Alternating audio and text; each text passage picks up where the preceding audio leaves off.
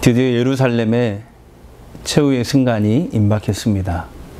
역사적으로는 주전 586년경이죠. 하나님이 예레미야 선지자를 통해 경고하신 대로 예루살렘과 유다 백성들이 바벨론에 침략당하는 날이 온 것입니다. 멸망당하는 날이 온 것입니다. 예레미야는 담대히 하나님의 말씀을 유다 마지막 왕인 시드기야 왕에게 전했습니다. 그러나 시드기야 왕은 하나님의 말씀을 가볍게 여겼습니다. 하나님은 지금도 우리에게 말씀과 성령을 통해 계속 말씀하십니다. 선한 일을 하고 성령의 열매를 맺으며 사랑과 공의로 살아가라고 하십니다. 우리가 이 말씀을 흘려 듣는다면 바벨론이 유다를 짓밟았던 것처럼 우리도 세상 사람들에게 짓밟히게 될 것입니다. 하나님은 예레미야에게 시드기야 왕에게 가서 말씀을 전하라고 하십니다. 본문 2절을 보겠습니다. 이스라엘의 하나님 여호와께서 이와 같이 말씀하시니라. 너는 가서 유다의 시드기야 왕에게 아뢰어 이르기를 여호와의 말씀에 보라. 내가 이 성을 바벨론 왕의 손에 넘기리니 그가 이 성을 불사를 것이라.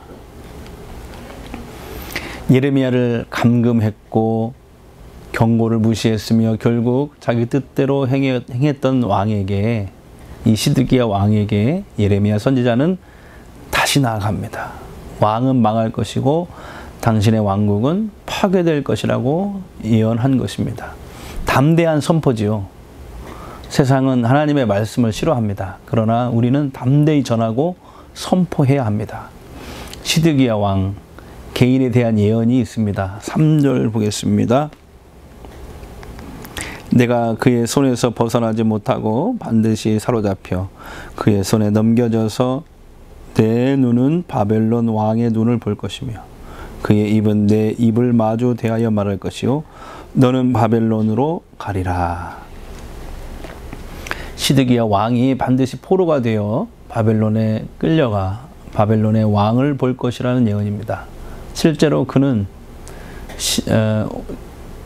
눈이 느부갓네살에게 뽑혀 바벨론으로 끌려가 장님이 되어 살다가 죽게 됩니다. 하나님의 말씀을 가볍게 여기고 경고를 무시한 결과입니다. 망하게 되는 것이죠. 그는 비참하게 죽는 것이 아니라 평안히 죽으며 왕으로서 명예를 지킬 수도 있었습니다. 본문 4절과 5절을 보겠습니다. 그러나 유다의 시드기야 왕이여 여호와의 말씀을 들으라. 여호와께서 내게 대하여 이같이 말씀하시니라. 내가 칼에 죽지 아니하고 평안히 죽을 것이며 사람이 너보다 먼저 있은 내 조상들 곧 선왕들에게 분향하던 것 같이 내게 분향하며 너를 위하여 애통하기를 슬프다 주여 하리니 이는 내가 말하였음이니라. 여호와의 말씀이니라 하시니라.